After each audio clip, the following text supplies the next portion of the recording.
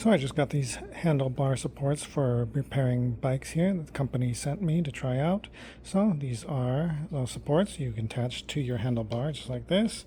So that way when you flip your bike upside down to do repair, like you want to fix your flat tire or whatever, then your handlebar and everything isn't touching the ground, and it's not going to damage all your handlebars and everything you've got on it. So that'll help lift it up and provide support to protect your bike. So I'll show you what that looks like here.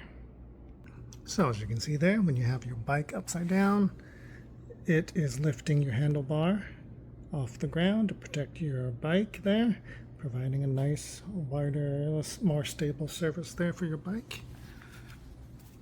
So really, really cool. And it comes with like 4 of these little bungee straps there. So basically all you do is wrap it around your handlebar, just like that, tighten it up, and then that'll lock it into place, and then that'll keep your bike on solid ground. So yeah, really cool. So if you're in need of something like that to do bike repair, then definitely check these ones out.